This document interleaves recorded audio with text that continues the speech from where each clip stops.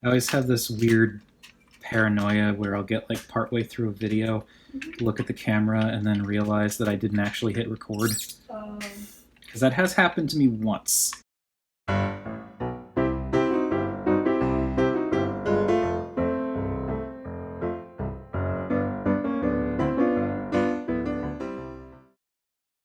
Hello friends, and welcome to Figure Study, where we're breaking from tradition once again because it's my channel and I can do what I want, so we're taking a look at a figure that I've already done some custom work on. So today we're looking at MiniForce Super Dino Power Tyranno Thunder, which is this thing. It's a sports car that has a dinosaur face on it. Yes. Over on Instagram, DylanPowers1 pointed out the fact that this is, oddly enough, kind of in smokescreen colors, so there is that. I don't know anything about MiniForce Super Dino Power. Shocking, I know. But I do know that I thought this was a pretty neat toy. And for those of you who are familiar with some of these videos I've been doing, this might seem kind of in the same vein as MiniForce Super Dino Power Triga, which I did a video on. You can check out up there a little while back, because yes, they are part of the same series, and weirdly enough, have the same color scheme. I know there are other figures in the set, at least one that's like a Pteranodon thing that's primarily red and yellow. It's interesting that the most appealing figures to me just happen to have that color scheme. I don't really know why. It's just how it worked out. But yes, Tyranno Thunder. I will point out the parts that I colored myself, but yeah, this is an interesting vehicle. I like the figure, but there are some issues in robot mode that I will get into. But overall, it looks good. I definitely, sounds like I'm tooting my own horn here, but I do feel like it works better with more bits painted in. Of the stuff you can see in vehicle mode, the black on the side here, the red above the wheel wells here, the black down here, the black lines in the nose there, the yellow on top there, and the yellow tail lights there are all elements that I added. It doesn't look bad without the paint on. In fact, here is a product shot of the car mode, so you can see what it looks like without the paint on, and you know, it still looks good. It's, well, good for what it is, which is a weird sports car with a dinosaur face on it. But I do like having just a bit more color elements in here, so it doesn't look quite as blank. Now, moving past all of that stuff, I like how bizarre the car mode is. It's sort of bulbous, and it's, again, got a dino face on it. It's kind of like a wheeled potato in a way. It's just got this lumpy, kind of puffy, spherical look to it. There are very few actual, like, straight lines on this thing. It's just very curvy most of the way around, almost like it's an inflated balloon. Unfortunately, the red is kind of like it's edging on neon, and I wish it was more of like just a regular red. The blue is brighter, but I'm okay with that. It's just the red is a little bit bright. That's also a complaint because I don't have any paints that match that color, so boo. Still, it is a decent enough looking vehicle, and I like the fact that it's kind of goofy looking but turns into a pretty cool robot. And it sort of has like a Go-Onger vibe to it, just in the sense that it's like a vehicle with like a face on it that may or may not have its own personality. I don't know anything about the show, but for what it is, it's fine. It's got some decent designs and contours to it. It's just, you know, the dino face is a bit weird, but I kind of like the fact that it's weird because it makes that contrast when you get to the robot mode all the more interesting. So let's park him back here, haha, car puns, so we can do our size comparisons. Here he is with a standard deluxe, and as always, when it comes to these kinds of figures, they are definitely larger than the kinds of stuff we typically get in the US. For a more roughly the same ballpark size comparison, here he is with a standard-ish size Tobot, in this case, Tobot Terrical. Here he is with Hello Carbot Sky SWAT, and I feel like scale-wise, not that it really matters with this kind of stuff, but I feel like scale-wise it works better with Carbots. Here he is with his series buddy, MiniForce Super Dino Power Triga, and yeah, Triga is a little bit bigger by a fraction. Even without the rider, that's a fair bit of plastic. Yes, it's up on 4 stilts, but there's still a lot there. And just the rider by himself. That's not a direct comparison as far as like mode types go, but just in case you're wondering.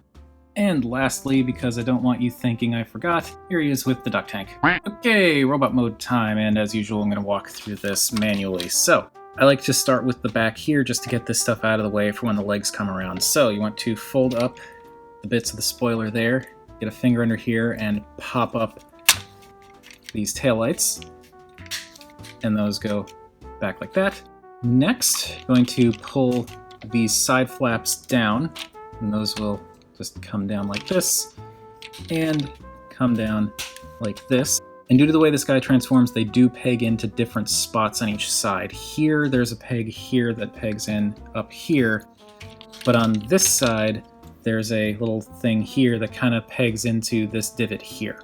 Next, you want to pull up on this little head crest thing, and that will pop these bits. There's a peg hole there, peg there, similar there, so that'll pop that apart. And now we want to pull back the legs. So just kind of rotate these back, and there are spring-loaded kneecaps down here that will pop out as you rotate the legs around. So you can see those there. Now these blue flaps here shift back ever so slightly, like so. Now we can separate the legs, bring those out. And now you want to separate the feet from these flaps back here. And I find the easiest way to do it is to put a thumb here and finger here and just kind of pinch, and that will separate it out that way. Then bring the foot forward, and this will accordion back against the back of the leg. Same deal over here. Bring that forward, and then looking at it from this side, you can see it just kind of nestles back here. I've found it's easiest to move these flaps out of the way first, because when they're forward, they may knock against this when it's in this position, but when they're pushed back, you can just kind of slide it in place without any problems. All right, so now comes the interesting part with the upper body. What you want to do is it connects up here on this side, not this side, just this side. So you pop this apart, bring this section over, and it's easiest to do it now with this section where there's like space over here, because you kind of want to lean things in order to get enough space to move the arm here past this joint here. So push that in a little bit, and that'll allow you to shift this up and around. Straighten out the fist, bring the shoulder down and rotate it, and that is one arm. Next, again, interesting bits. You want to disconnect this from this pod here, and you can see where it clips in right there. Straighten that out. You want to rotate this around like so, like that.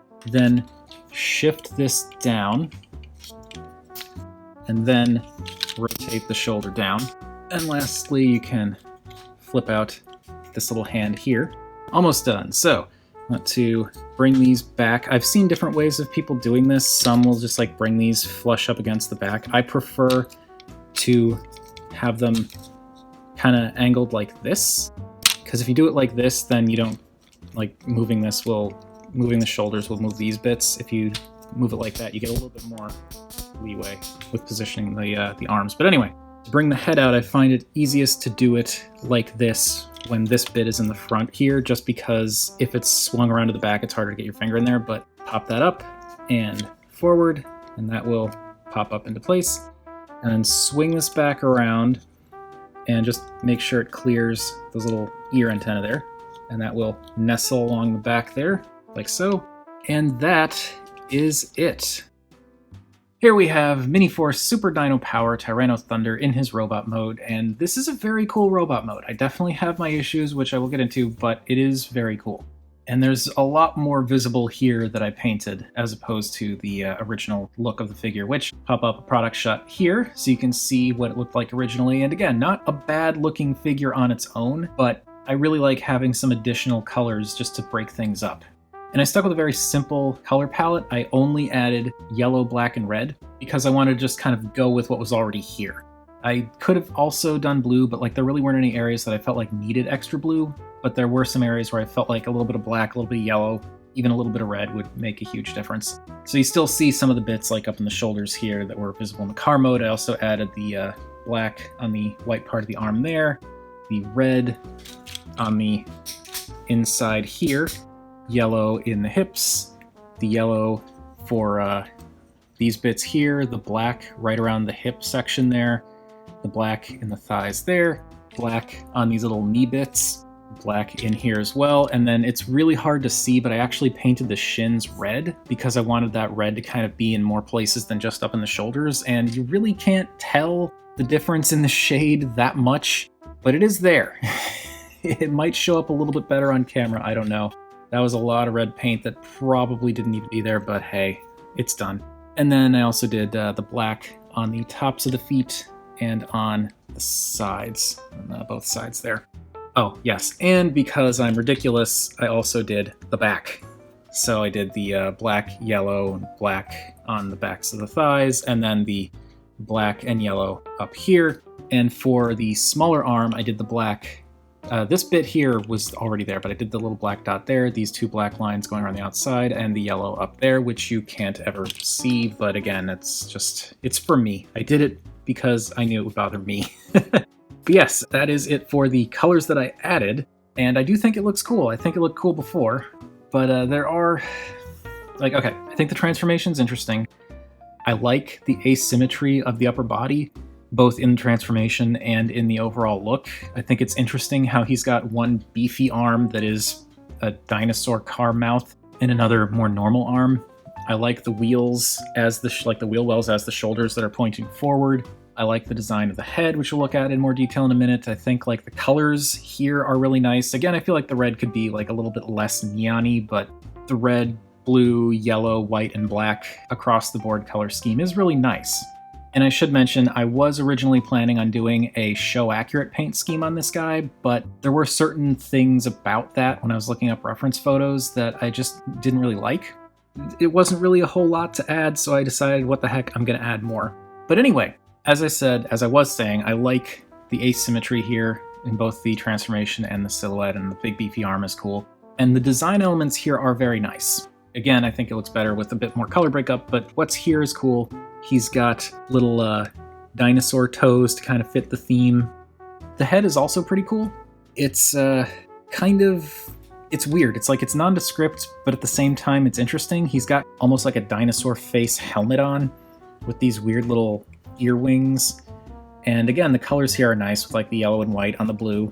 That's good. The light blue on the other blue does kind of get lost. It doesn't contrast with the other blue that well. I feel like if that were yellow, it would pop much better, but whatever. I do like what's going on in the face here, though. Yeah, it's just kind of like a featureless faceplate with some eyes in there, and the eyes are a nice blue with black around the outside, which definitely works really well. I like this red design that's just kind of I can't tell if it's part of the faceplate or part of the helmet around it or what, but it just adds something to it. And I also like that it's 3D. It's not just flat painted on. They did paint it, obviously, but it's it actually sticks out. It's not just a design that they painted onto the faceplate. There's some interesting detailing going on right here as well. I was tempted to do a little bit of painting up here, but I felt like that would start to get a little busy.